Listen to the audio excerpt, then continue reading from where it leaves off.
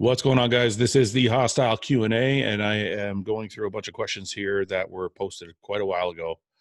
And again, I did my best to try and get to them as soon as I could, and it's been a while, but we're going to get to them now, and hopefully I can get some good information out to you guys.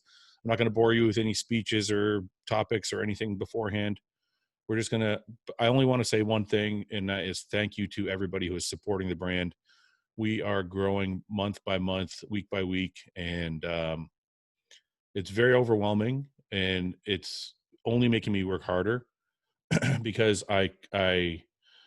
seeing this small amount of growth every single day, and then in the larger picture, week by week, these big jumps in growth is making me want to do more for you guys. So we are doing our best to keep innovating. The business can only grow so fast, though. So I know people want distributors in the UK and Europe and Australia and Canada, and we are doing our best to get everything set up everywhere. But like I said, these things take time and money, and being a new company, we have to kind of take our time to make sure we don't make any mistakes.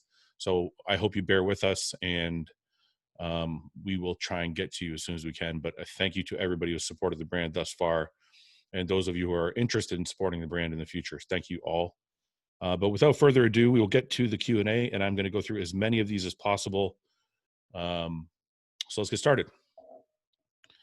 Roy DuBois says, "Hey Fouad, whenever you talk about the most important supplements, you never mention creatine. What are your thoughts on creatine?" I do think creatine is important. I think we have a dose of creatine in Hostility and in Bloodshot. It was not my first go-to ingredient. I don't think it's there are hundreds of studies on creatine, which is good because it's proven. It's one of the older supplements, so it's not like we don't know what it does, but there are so many new ingredients out there that do so many great things that I feel like creatine was one of the last ingredients we put into our product. And even then we used a clinical dose, which is 3 to 5 grams. We used 3 grams, but I think the product would have been amazing without it. So creatine is important though, because once I did put it in, I noticed a little bit better pump. There was a difference with the creatine in the product. So it is definitely important.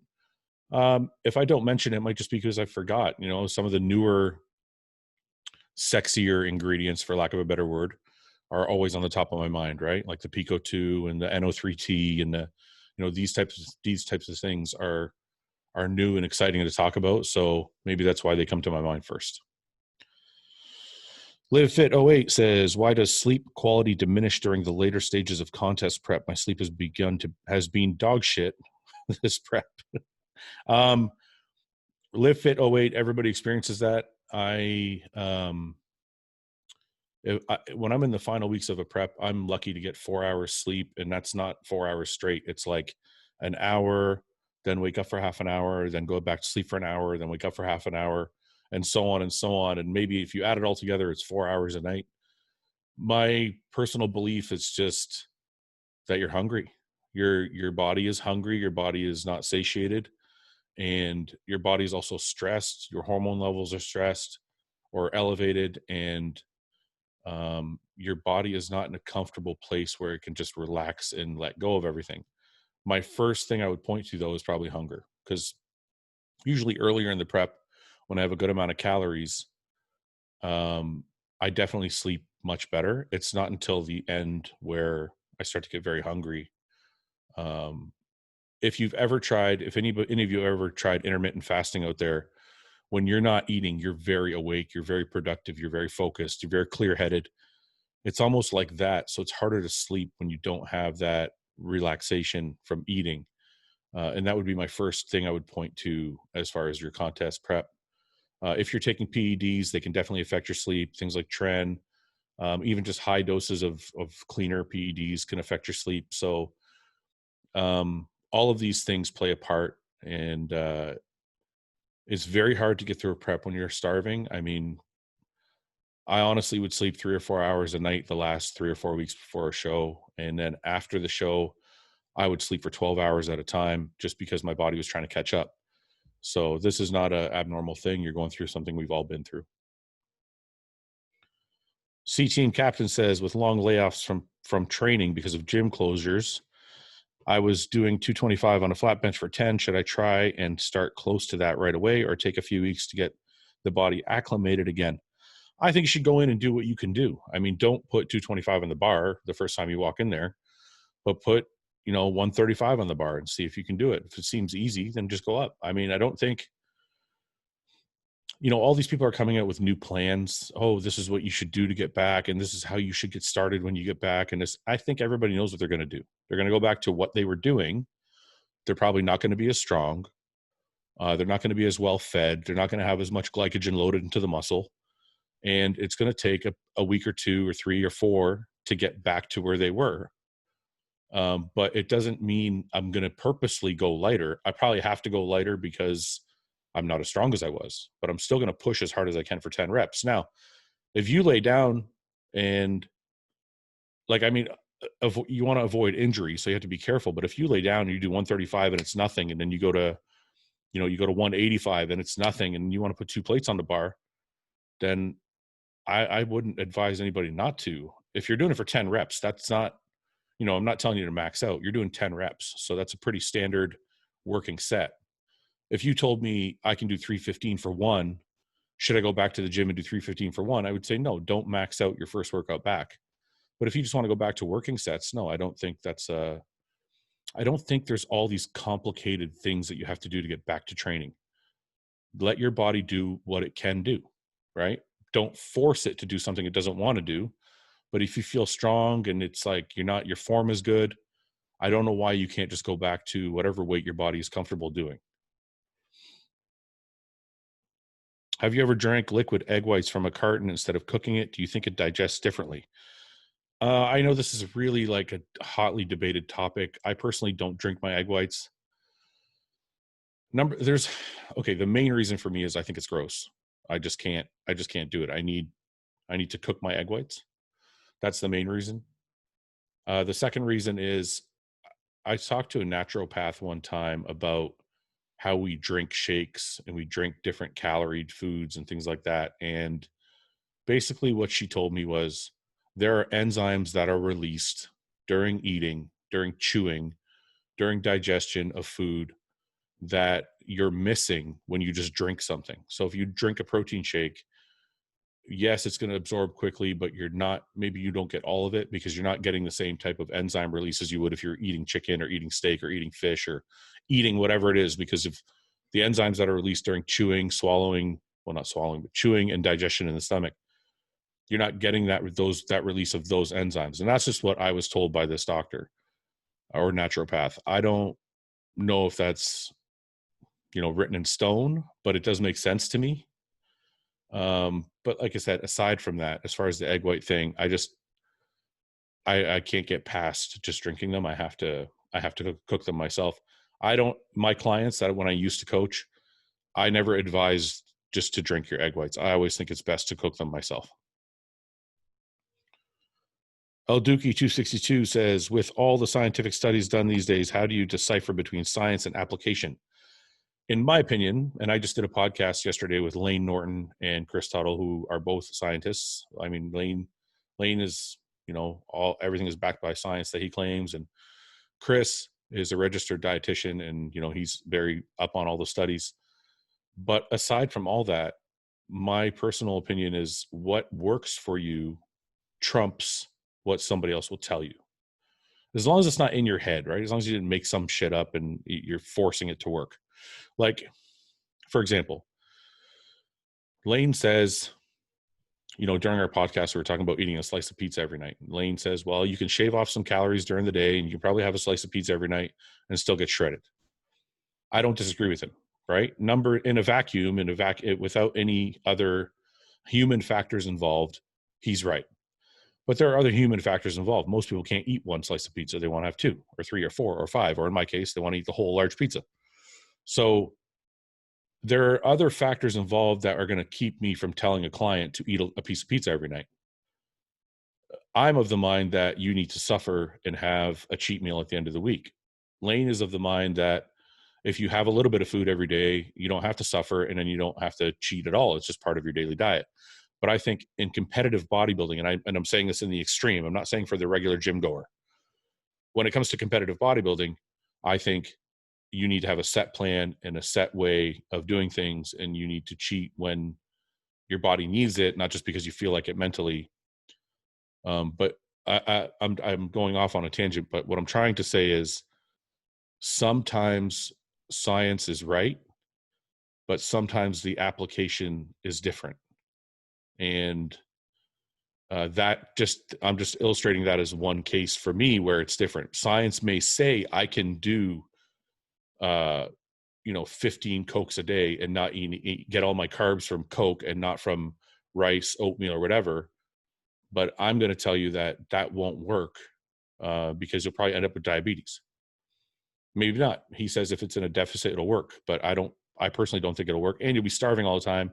You'll be miserable and your energy levels will be like this all day long.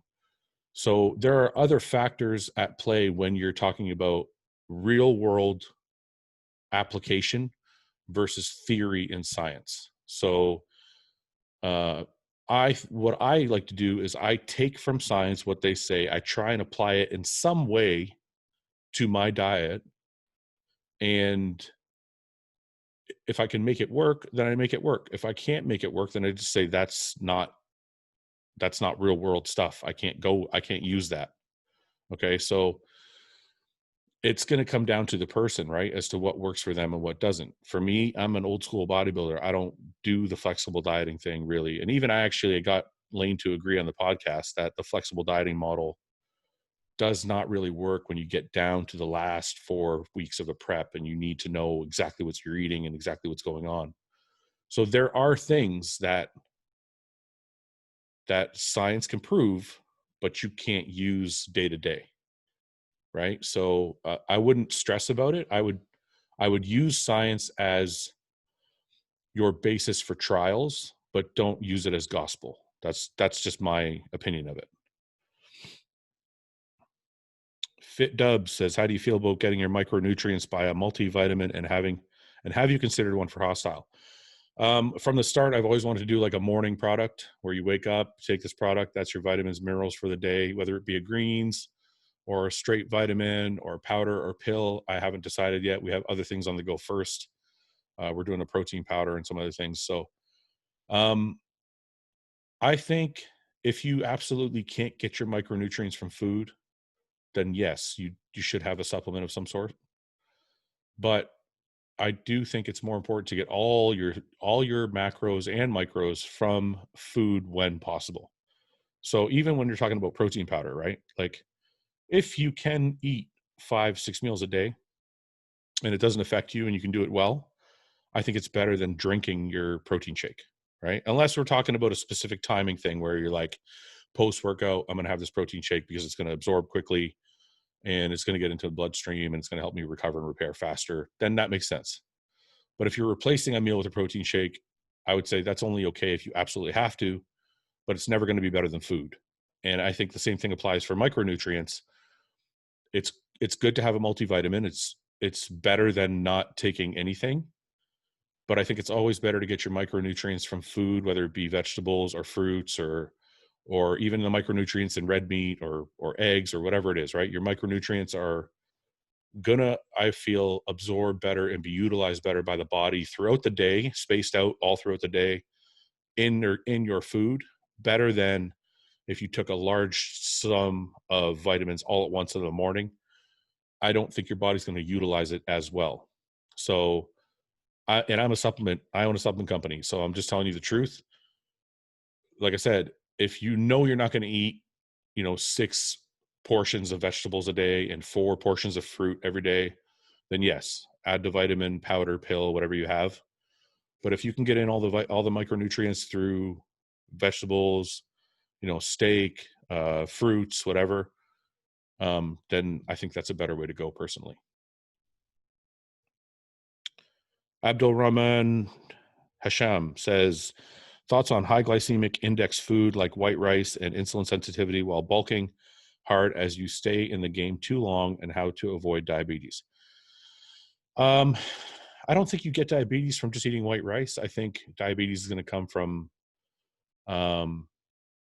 diabetes is going to come more from like cheat meals and binge foods and things like that. I don't think eating, 200 or 300 grams of carbs a day from white rice or oatmeal or potato or whatever is going to cause diabetes. At least I haven't seen that. And plus, if it is, it's very simple to fix. This is why I always suggest people get regular blood work done. If you're getting blood work done once a year, twice a year, 3 times a year, whatever it may be, one of the markers you can check is your A1C. Ask your doctor, say, I want to know what my A1C is. And your A1C is going to tell you where your blood, I believe it's what your fasted blood glucose has been over a period of time. And I think 5.5 to 6 is pre-diabetic. Over 6 is type 2 diabetes. I think 4 is the bottom of the normal range. So you just look at that. You go get your blood work done. You look, oh, okay, I'm 4.5.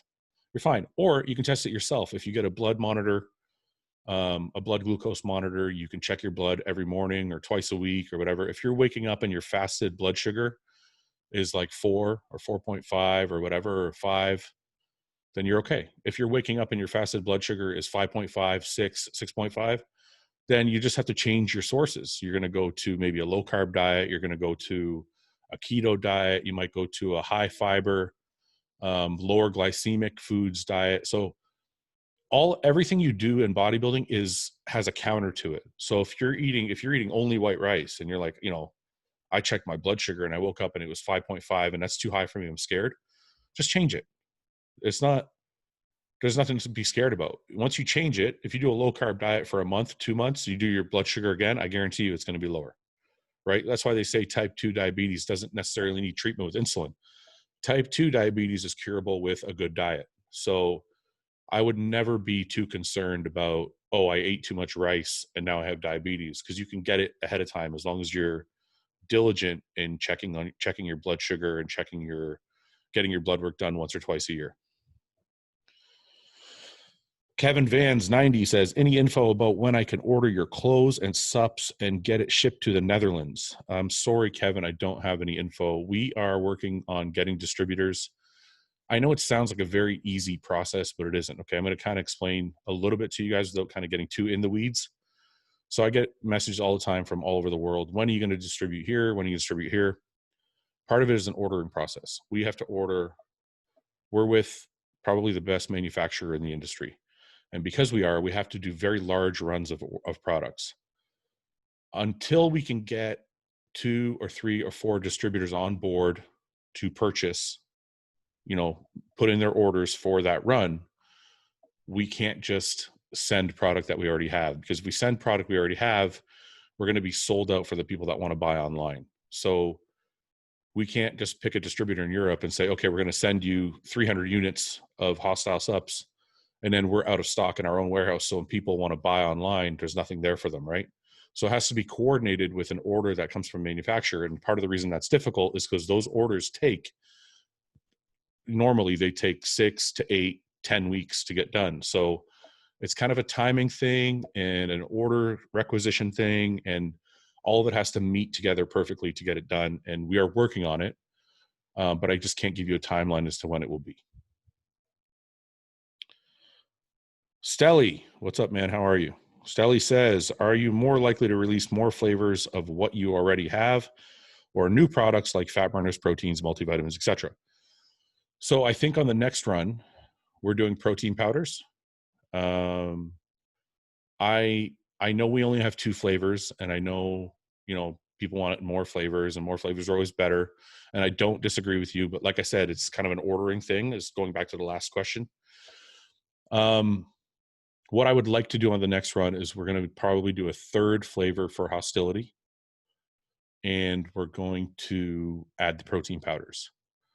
And when we do that, then we'll have like a full line, because personally, all I take really is, aside from my vitamins and minerals, pre-workout, intra-workout, and protein powder. I'd like to add a carb powder for those people in the off season to add more carbs to your intra-workout. But I really want to get the protein done, because that to me is an essential supplement for everybody, from the beginner to the most advanced lifter. Protein powder is important. So that's my first priority. And then I'd like to do a 3rd flavor for hostility, just because I'd like to add one more flavor. And we also actually fixed the mango punch. I know a lot of people like the mango punch, but I felt like there was a little bit of I want to say there's a touch of a chemical taste at the end of it. Like you get that like a little bit of an aftertaste. I think that's the teacrine. So we made a little bit of adjustment. The new mango punch is absolutely awesome. It tastes more like a punch and not so much mango. It's got a little bit of a more of an orange kick, a pineapple kick to it. So you get more of a punch flavor instead of just mango itself. But I think you guys are going to really like that. So that's beefed up. There's no more aftertaste to it. And the third flavor we haven't decided on yet, but that's kind of the plans right now. And then we're just going to keep moving forward. As the company grows, we're going to release more things. Our vision for the company is slow. It's not, I know you see other companies out there that have come out with the box and they're just like, boom, everything's there, right? They're shipping all over the world. They have like 1 million athletes and they, have, 10 products already. We're not doing that. We are kind of moving slowly, making sure we're doing everything right. And as we grow, we can add more products and more flavors and all that. So it's going to be a slower process, but we're going to do it right. That's kind of where I'm at. Jimmy 3 Baby says, love the Hosstile Sup so far on number 6 using them. That's awesome. Thank you. My question is, why 20 servings and not 30? I assume that was due to premium wholesale costs. You were trying to keep your margins strict, but appear more competitive to other price points in the comparison. Either that, or you think 20 servings is good for your target demographic. So I want to do 30 servings, but we actually don't have like, I know people think it's a margin thing. Like, oh, they're doing 27 servings. It's $47. And they're probably making a killing because only 20 servings. That's really not true. Let me see how I can explain this. So the pre-workout has 26 grams of powder in it. Okay. There's no carbs in it. So all that powder is ingredients. A normal pre-workout on average usually has between 6 to 9, maybe 12 grams of powder. So we basically are doubling or tripling the average pre-workout. Now, when you double or triple, you're also doubling or tripling your price, your cost, right? So our pre-workout cost is much greater than most companies. So the product has to cost a little bit more. Now, we didn't price it accordingly to everybody else, or it would cost even more. But the other reason we did 20 servings is if we did 30 servings, it would have to cost like $59, right? Which you see is out there. Like if you look at like Jeff Long's company, he's got great formulas. He's got a 30 serve, but it's $60. So we could have done that, but people don't want that. They want a 30 serve for $40, which is what most of the average pre-workouts on the market are. But I promise you, those pre-workouts cost a fraction of what ours costs to make. And that's why they can do that. So everybody wants a cheaper price, but everybody wants the same formula. And it's not possible for us to put out the same formula and give you a cheaper price. The price is dictated by two things: the formula, number one, and the market, number two. So when I look around at the market, I always tell people, if you find a pre-workout that is better than ours in formula with 30 servings for $48 or less, please send it to me, because I have yet to find one. Any formula I've seen that's even close to ours, like Jeff Long's, right? It's close to ours. It's $60 for a 30 serve. So it's not that we're trying to be greedy. We're pricing our products according to what's in them, right? People love them so far. They're messaging me, I can't believe the way I feel. I'm so focused. It's like I'm seeing through a wall. I'm like, my pump is so crazy. My skin feels like it's going to split. Like, I've heard all this stuff. We've received like, I think I personally have received like 3 bad reviews, and most of them were flavor. Like, oh, I hate watermelon. I'm like, okay, well, I can't. Not everyone's going to love the flavor. That's not something you can ever be 100%. Not 100% of people are going to love the flavor. So I can't win that one, right? Not one person has sent back a review and been like, I didn't feel good. It didn't do anything for me. I didn't feel anything. I've yet to see that. So you can't bottle that feeling and then compare it to another bottle that isn't making you feel good, but it's cheaper, right? If you want the feeling that's in our pre-workout, it costs money. You know, we basically put out a Ferrari. Like, this is the Ferrari of supplements. That's actually word for word what our manufacturer called it. And he manufactures for a number of other companies. And he's like, look, this is like he said, actually his exact words were, this is a Lamborghini. I just prefer Ferrari. And I was like, yeah, I know, but I want to put out the product that I want to use. And so far it's been great because people that have used it are like, holy shit, I didn't know I was supposed to feel like this.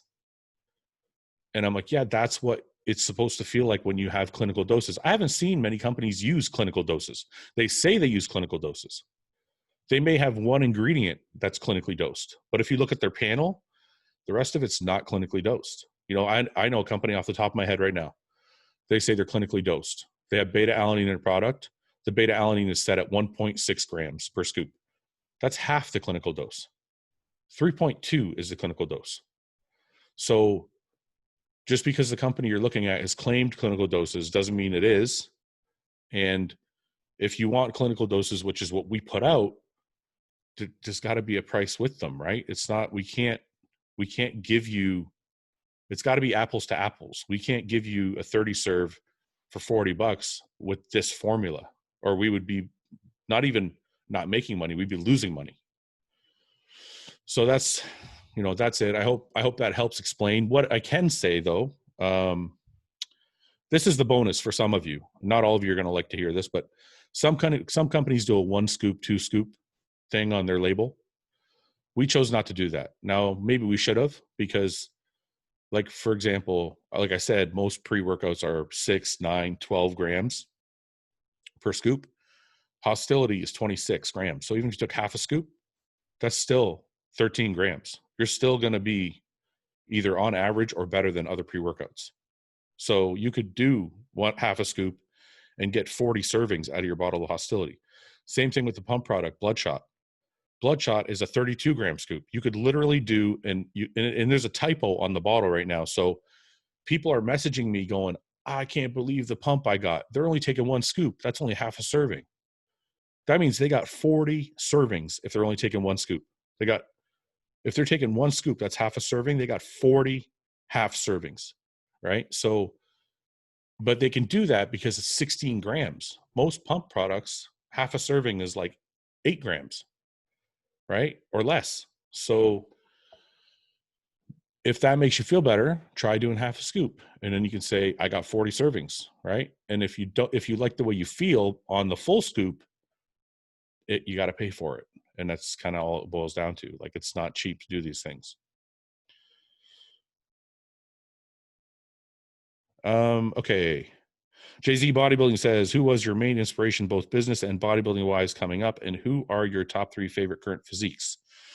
So this is going to sound really cheesy. My main inspirations,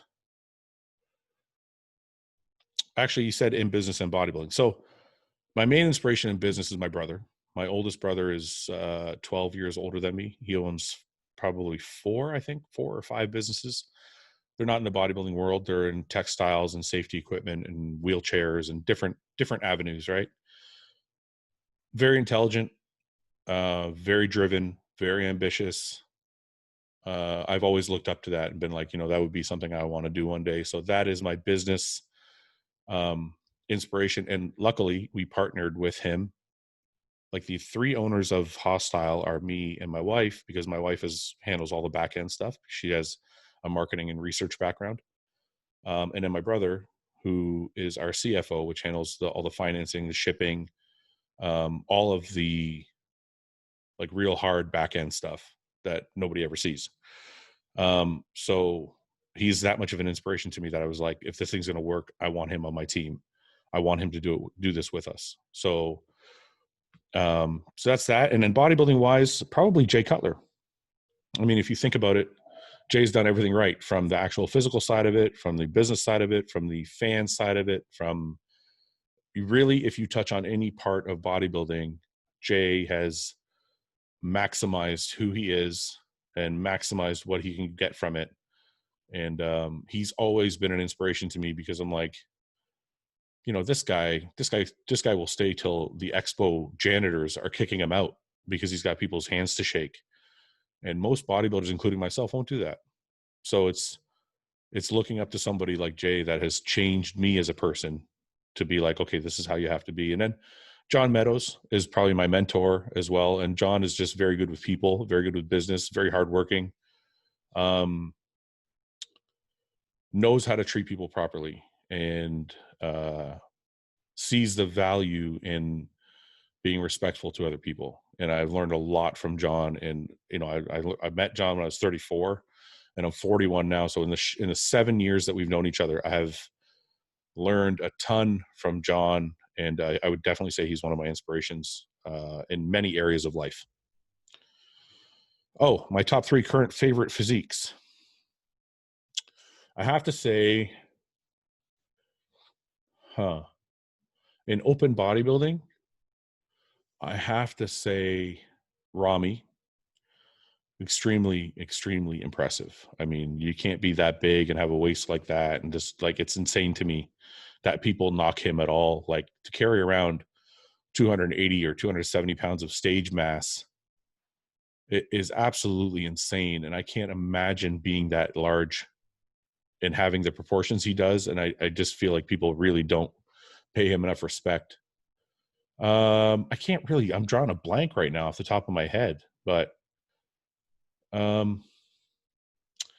don't know if I think classic. I really like, Chris Bumstead's physique. Obviously everybody's a fan of it. It's very classic. It's very, very pretty lines, open bodybuilding going back and forth. I think Regan, Quint, Aria, Regan Grimes, these guys are really young. And well, Regan's not as young, but regardless, these guys are young and hungry and they have really, really great potential. I really want to see how they do in the next 5 years. Yeah, I don't know. Let's go with those for now. And another one for classic, I'd say is Terrence Ruffin, Keon Pearson, very, very beautiful physiques. So I think that's where I stand. Papa Bear Niles says, question about training for off season and growing. Should my focus be the main compound lifts, squats, bench, overhead press, and rows? I'm trying to transition to a true bodybuilding off season. I don't think so. I think those things should be staples in your workouts, but I don't think your focus should be, I'm going to go in today and I'm just going to squat and whatever. I think when I put together my bodybuilding program, yes, squats, deadlifts, bench, overhead press, and rows, as you say, are all part of my workouts, but they're all surrounded by a bunch of other compound movements and stuff like that. So I think those are important to be part of your program, but I don't think they should be your be all end all of the program. El Pedro says, will your subs be available in Europe? We got to that. We're going to soon, hopefully. Roderick 4276 says, I was wondering if you will be coming out with a liver kidney support. Hopefully we're going to be doing more on the health side, but the next thing we're doing is protein powder. Ericus says, do you take fish oil or any plans to include omega-3s in the lineup? I'm not sure about that. I really like liquid fish oil. And I'm not saying I'm against doing the like omega-3 capsules, but if we do something, I might want to try and do a liquid fish oil, because I think it's better. You can do a teaspoon and you get 5 grams. And I think that 5 grams is more valuable than taking 2 capsules, or I don't know what you want to call them, the gel caps, and not getting all the 2,000 grams. I feel like you get more out of the liquid. And you could take more, because if I want to take 5 grams, I don't want to take 5 of those the big gel caps, right? So I can do 1 teaspoon real quick in the morning and I get 5 grams, and I feel like I'm actually absorbing it better anyways. So we'll see. Blake Ackman says, love all your content. One of the best channels. Your cooking videos are awesome. Training question. Should you stretch before lifting, or do you run a higher risk for injury? Do you stretch afterwards? I do not think you should do any static stretching before training. I do think you risk injury, and it actually will. I think studies show that it does make you weaker, having a stretched muscle. So what is static stretching? Static stretching is where you just stretch and hold. Okay, that's a static stretch. So if, like, let's say you bend over and touch your toes, and you bend over and touch your toes, and you just stay there for 10 to 30 seconds, that's a static stretch. Okay. What I do believe in before training is dynamic stretching. So what that would be is like, swinging your leg forward and back, like in a motion, so that every time you stretch forward, it's stretching out your hamstring a little bit. And every time you stretch back, it's stretching out your rectus femoris a little bit. And you kind of just keep going higher and higher and higher and higher. And every time you swing, you get a little higher, and that's stretching it out a little bit more, a little bit more. And that has proven to be safer pre-workout than static stretching. Static stretching, I feel, is something you should do completely away from your workout. Like if you do morning cardio, do your static stretching then, go home, a few hours later when you come back to train, you should be fine. Or an even better way to do it is to do your static stretching directly after your workout. That's probably the best way to do it. So dynamic stretching before, train, static stretching after. That'll keep the muscle healthy, in my opinion. Hey said says, what training split do you feel is the best for a beginner? Full body, upper body, push pull, full body, upper, lower, or push pull legs? I don't know. This is tough. Everybody has a different opinion. Some people say push pull legs is best for beginner because they don't need as much work. When I started on a bro split, which is what I call a pro split because all the pros use it. But I just started on the fucking 1 or 2 body parts a day split. You know what I mean? One day chest, one day arms, one day, shoulders, one day back, one day legs. That was my split for the longest time. And that's kind of what I started with because that's what I liked. I think when it comes to splits, you have to do what you like. You know what I mean? Like if you like training push-pull legs, like you want to go in there and do, chest, shoulders, triceps all at once, then go do it. And if you're making progress, keep doing it. If you don't want to do that, you think it sucks, then don't do it. If you want to train your whole body and you think you're going to make progress that way, go ahead. I don't think that's the best way to make progress personally, but you're going to find out for yourself really quickly. And if you like training 5 days a week and you want to train every body part separately, then do it. I think you have to, the bottom line to what I'm trying to say is I think you have to like what you're doing. If you think what you're doing works, but you also think it sucks, you're not going to stick to it. Right. And, as like Lane said yesterday in our podcast, the power of suggestion is very important. So if every day you're going to the gym, you're like, this sucks. I got to do pull. It's a pull day today. And I don't want to train back, biceps, and rear delts all together. I want to train them separately so I can be more aggressive with them. There's nothing wrong with doing what you enjoy doing, because I feel like if you enjoy doing one or the other, you're going to do it better and you're going to push yourself more. So my advice is find the split that you like the most. Just see what happens to your body. If you make progress, stay on it.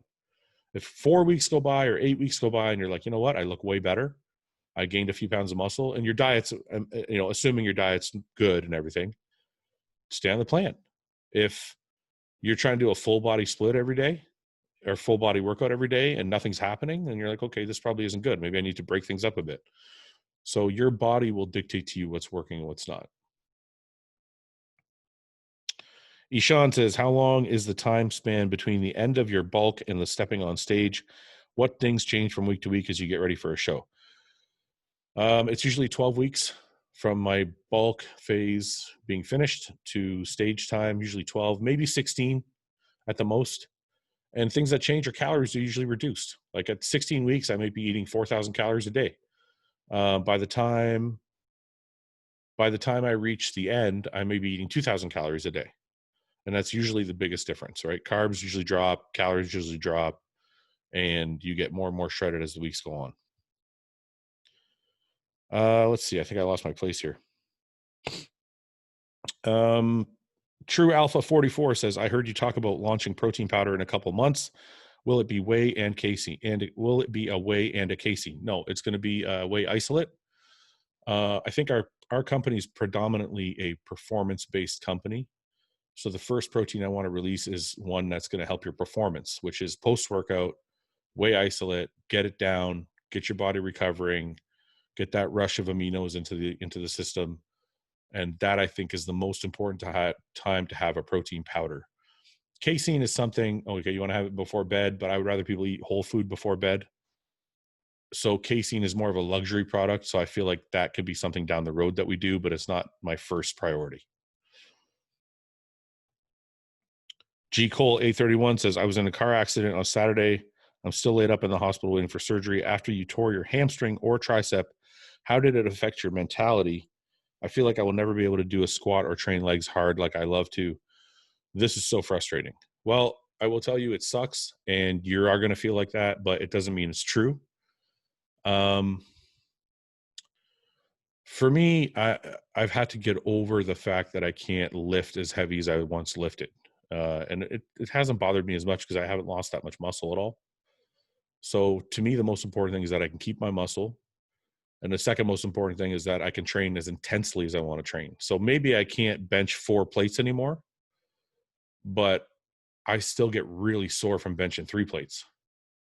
Maybe I can't dumbbell press 150s anymore, but my chest is super sore right now after dumbbell pressing 130s the other day. So you probably are going to have to make some concessions, unless your surgeon was really, really good and was able to attach everything properly. Like, I've seen Ken Jackson, who tore both his triceps, go back in and start benching 4 plates again. So he's got a really, really good surgeon. Maybe I had a bad surgeon. I don't know. But the last thing you should do is just get all depressed about it because, look, it happened. There's nothing you can do. You go back in the gym, you work back at it, you work back at rebuilding the area, and you'd be surprised how good you feel at just trying to overcome and getting back to even 90% of what you were before, right? Like I said, I used to do working sets with the 150s for 10. It's taken me about a year, and I'm dumbbell pressing 130s for 8. So I'm not as strong, but I feel amazing. And it feels really good to be dumbbell pressing 130s. So yeah, you're probably going to have to accept a little bit of loss here and there. But training is about being intense. Training is about being aggressive. Training is about kind of losing yourself for that hour while you're there, just crushing things. And you don't have to deadlift 8 plates to be intense. I never have. And I'm known as one of the intense motherfuckers in the league, right? So you don't have to dumbbell press 220-pound dumbbells like Luke to be known as somebody who trains hard. You have to train hard, right? You can train hard with 130-pound dumbbells. You can train hard with 230-pound dumbbells, but both people could be training hard, right? Dexter Jackson is not known as a powerhouse, but Dexter Jackson trains his ass off, right? So I would not worry so much about, I tore something and now I can't lift as heavy. I would be more concerned with, I just want to get back day in, day out, put the time and effort in, and just make sure things are functional so I can train as hard as I want to, even if I'm not lifting the same weight I was once lifting. That's the most important part, is getting yourself to a point where you can, like, what I'm trying to say is the most important part is getting yourself to a point where you're lifting without fear. Because even though I'm not as strong, I'm pressing those 130s and I'm not scared because I feel like everything's healed and it's working. And even if it tears again, I'm just happy to be training hard again. So just focus on the training and not on the weight, and focus on making sure, like, deep down, you're giving it everything you got, and training will still feel awesome even though it's lighter. Will Jr. 21 says, I want to hire a coach for weight loss. Should I wait until the gym's open or start now without gyms or equipment? On the one hand, it'll help with dieting, and other, due to quarantine, my TDE is rock bottom to start cutting. I don't know what TDE is. Maybe I should. I don't. But I guess I will say this. I wouldn't waste money on a coach until you can go to the gym and train, only because all they're going to do for you right now is write you a diet for you to maintain your body fat levels, which you can probably do yourself. You just don't eat any junk food. Try and eat pretty clean. Avoid paying for a coach until you can get in the gym and train your ass off. Training is very, very important. How hard you train is very important. If you can't train, the diet's, it's not going to matter, right? Clay Knight says, say you overeat a good bit one night. Should you eat a little less calories the next day or go back to normal? In my opinion, you should go back to normal, because I have been in that binge cycle where you binge one day and then you cut your calories in half the next day and you try and keep, like, balancing things out. But all it does is you cut your calories the next day and you cut your calories the day after that, and it makes you really hungry. And then you binge the third or fourth night because you're like, fuck, I'm starving. So it helps to, if you have a binge night, just get back to your normal diet. That way you're not starving, and you can just get back to your normal routine and just put the binge behind you and forget about it. That's honestly my best opinion, my best advice as to what to do after a binge. Don't try and make up for it by doing like 2 hours of cardio, cutting your calories in half. You're going to suffer more that way, and it's not going to do anything. Just get back to your normal diet and do your normal amount of cardio, and just forget it happened. Martin Bodybuilding says, I know you're big into music when you're training. Have you considered putting together a Hosstile Supplements training playlist on Spotify for some of us to follow? I have actually. Some people have been asking me about that. I don't know if I know how to do it. I'm going to try and figure it out. And I don't think I'm on Spotify. I think I'm on iTunes Music or whatever it's called. So I'm going to try and figure it out. Maybe we'll put that out on a Hosstile website. Okay. Martin Bodybuilding again says, how did you come to learn that what pre-workout ingredients and doses you like best to put in your own formulas? Did you just try different pre-workout formulas from other brands over the years, or other ingredients individually and try them, etc.? So this is how basically it worked. I've tried a number of pre-workouts over the course of 20 years, so I know typically what ingredients I like. But then there was some ingredients that I read about that I wanted to try. So I had like a base formula I liked, and then I ordered a bunch of raw ingredients. And I just kept trying different combinations until I was like, wow, this one is perfect. It's amazing. And it took 3 or 4 months of different combinations, trial and error, until I came up with what we got now. Or I shouldn't say I just came up with it. My wife helped me formulate it. But it's definitely, it took time to work out, but now that we have it, I don't want to change anything about it. I feel like it's perfect. Neil Vid W says, Sup Haas, if you could only afford one, would you take a pre-workout or essential amino and a carb intra-workout? I would take the pre-workout. Intra-workout, I feel, is a luxury item.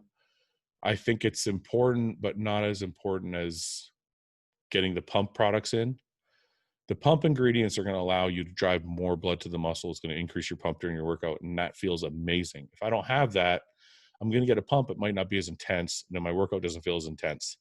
The intra-workout extends your pump and makes your energy last a little bit longer, but I could probably do without it and drink water if I had to.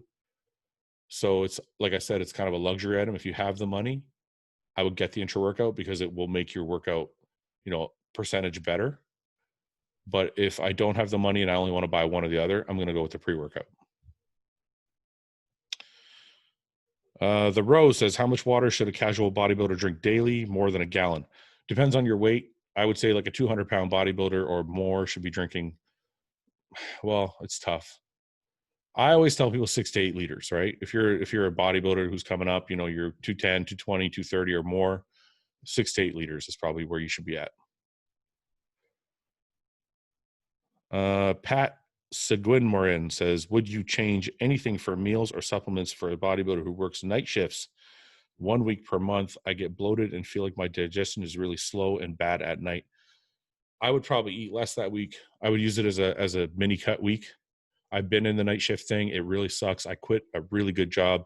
I wouldn't say a really good job, but I was making really good money at 22 years old working this night shift at a factory. And I quit. I was like, my friends are like, that's a lot of money an hour, man. What are you doing? And I'm like, I can't eat. I don't feel like eating. My appetite's gone. I can't sleep. And both of those things are causing me to train like shit. I just don't want to do it anymore. I quit.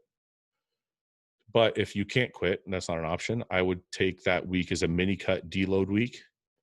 And then your other 3 weeks, I would maximize my eating and my training. So in preparation for that deload week. And then that might keep your appetite a little bit better, because I know it's harder to eat when you're working midnight shift. Cherish Ford UK says, what one piece of advice would you give yourself if you were 30 and just starting out bodybuilding? I'm currently 29. I've been training a while, but only seriously for 18 months and now need to add muscle. I would get a coach and not fuck around. And actually, I gave myself that advice at 20 years old. And that's why I think I turned pro only 7 years later. And I won the nationals. I won my class at the nationals 3 years in a row. But I think it's because I had a coach. I don't know why bodybuilders believe in this trial and error shit. It seems so pig-headed to me that, oh, you're stupid if you need somebody to help you. It's like, what the fuck are you guys talking about? Every single professional athlete on earth, in any sport, any major sport anyway, has a coach, whether it be UFC fighters, whether it be football players, whether it be baseball players, basketball, it doesn't matter. They all have they have shooting coaches, they have quarterback coaches, they have, boxing coaches and nutritionists, and all of them have coaches. For some reason in bodybuilding, there's this whole movement of like, oh, you're stupid if you have a coach, and it means you're dumb and you don't know anything. I don't really care. I don't really care who thinks I know something or don't know something. I would rather be the guy who doesn't know anything, has a coach, and turns pro in 5 years than the guy who's pretending to know everything and takes 10 years to turn pro, right? Because the first 5 years you spent fucking around, trial and error, and not knowing what to do. So my main advice to anybody starting out is find a reputable coach that has a good track record. If you can afford it, get a coach on your side to give you the things you need and the tools you need to figure out where to go with your career, with your diet, your training, all of that, right? And if you don't have the money, this period of time is the best period of time to date to be somebody who wants information and doesn't have any money, because you can go on my podcast, you can go look up anything you want anywhere at Google, you can look up different training programs, different diets, different whatever, and you can pick one and just do it. And you don't have to have a coach. If you don't have any money and you want to try and learn things on your own, there's tons of ways to learn. But my number one advice is, if you have a coach or if you have money, hire a reputable coach to get you on the right track and teach you the basics so you're not wasting any time. Strike first, strike hard. Haas, would love to hear your thoughts on so-called natural anabolics such as laxagenin or HMB as examples. Thank you for all you do. I've seen some good studies on laxagenin. I don't know. I can't say if they're valid or not. I haven't used either one of those ingredients myself. So I don't know really what to kind of tell you guys. I just, like I said, laxagenin seems like a promising ingredient, but I haven't used either one myself to know if, it's valid, if they're valid studies or whatever. I don't know myself. Fuentert says, do you think fat burners and CLAs are useful during prep? If so, does Hosstile plan on making some in the future? I do think fat burners can be useful. I think people who say, I need to burn some fat, I'm going to go take a fat burner, I think those people don't really know what they're doing. I think if you are on a good diet where your body is burning fat and you add a fat burner, then you're in a good position, because, you're going to burn a small percentage more fat with a fat burner than without it. But your diet is where it starts. So even if Hosstile comes out with a fat burner, I'm still going to tell you guys the same thing. A fat burner will never cure a shit diet. Okay. So if you're dieting, if your diet is garbage and you eat a lot of shitty food and you're eating in a calorie surplus at all times, a fat burner is not going to correct that. Okay. I've had numerous people throughout my career come up to me, guys that like I know don't even train hard, or guys that, don't even bodybuild at all. They're just like, they play softball on the weekends and they're like, and I know they drink beer during their games and shit. And they're like, I'm getting a little fat. Should I buy this product? It's like, it's a fat burner. And I'm like, no, you shouldn't. No, you shouldn't. You should learn how to eat. Stop drinking so much beer. And then once you figure that out, then add the fat burner. And that's kind of how I feel about fat burners, CLA, or any other fat burning ingredient. They're just supplements. All of these things are just supplements. All of them. If your diet is shit, doesn't matter what you take, whether it's Hosstile or Axe and Sledge or Granite or HD or whatever fucking company out there you like, it's not going to matter unless your diet is right, right? And then when your diet is right, the quality of the supplements you take are going to be the amount of percentage better you're going to be, right? But only until your diet is right is the fat burner going to matter, or the protein powder going to matter, or any of these other things going to matter, is when your diet is right first. First Nation Sensation says, are there any supplements that you feel would be important to have for off-cycle support? mostly your vitamins, minerals, right? Because you want to try and detox, you want to try and clean out your system. I would say TUDCA, NAC, milk thistle, astragalus. You want to, these are things you want to start adding to help your body start to cleanse itself. Maybe you do a vitamin drip with glutathione. That's very, very potent and a good way to help detox your system. Those are things that I would do if I was really concerned with getting my body back to zero or back to a positive state while off. Jason Traub says, what are your top 3 micronutrients every bodybuilder should be including in their diet? I would say fish oil, like an omega-3. I would say a glutathione would be a micronutrient that I think you could get, but I think you can only really absorb that intravenously. So that might be tough. I would say curcumin for the anti-inflammation that it's going to help you with, because that's kind of a main culprit of a lot of our disease and ailments. So a good level of curcumin, like 500 milligrams a day at least. Yeah, let's go with those 3. I think those 3 are the ones I would pick. Boggs Lifting says, do you like doing every set to failure, or keeping some reps in the tank and leaving the last set to be the hard top set using intensity techniques? I do not do every set to failure. I did that before working with John Meadows, and that's when my body was breaking down the most. I believe that the tears and the injuries I'm dealing with now are a result of the way I trained before meeting John, because I did used to go to failure on every set, and I think that takes a lot of wear and tear on the body. Now I train like I do 2 feeder sets usually.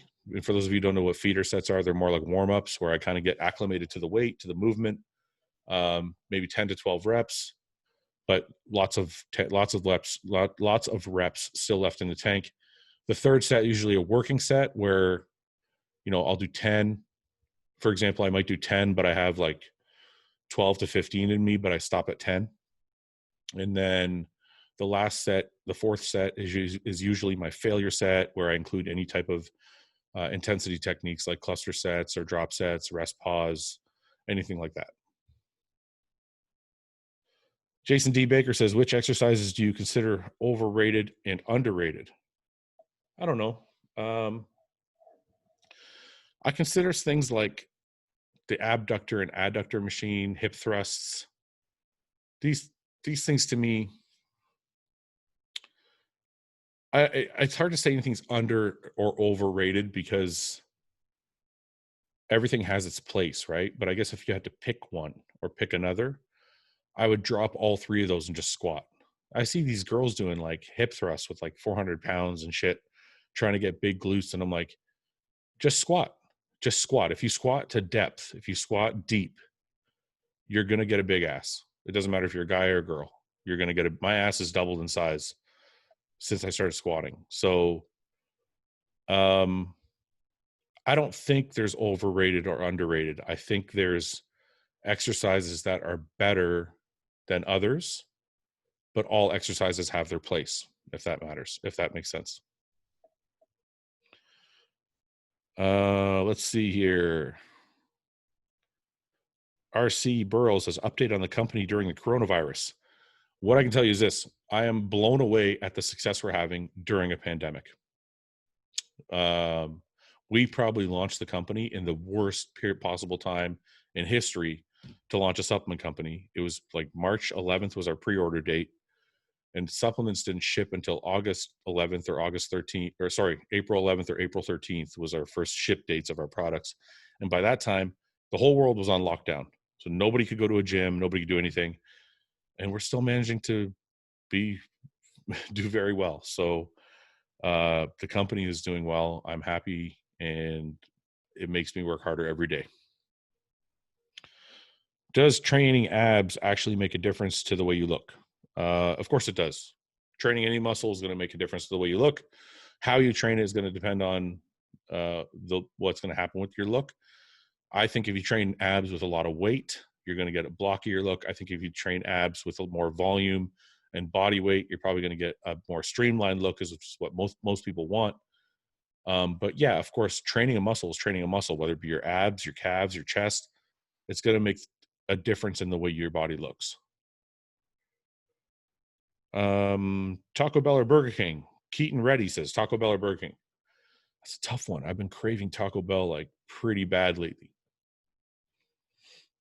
I haven't had it in a long time though, so I can't say. I have had Burger King though. You know, the thing with Burger King though is I feel like there's not a lot of options. It's like the Whopper and then what? You know what I mean?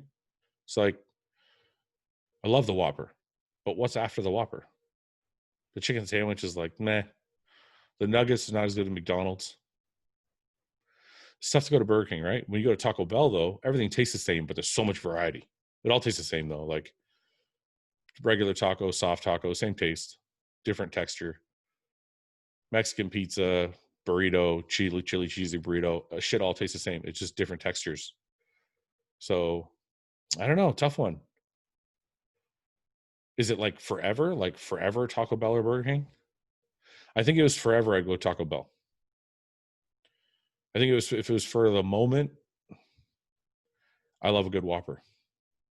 Yeah, that's the difference.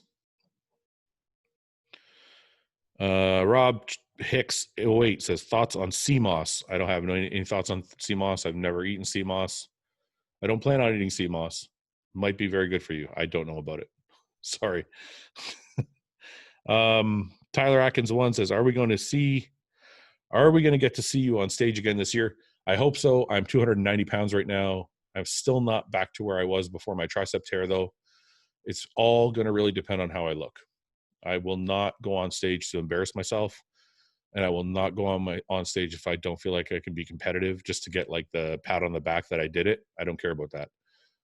I will only go on stage if I feel like I look good and I can be competitive, and I will represent myself well. So we'll have to see in the coming months how that looks.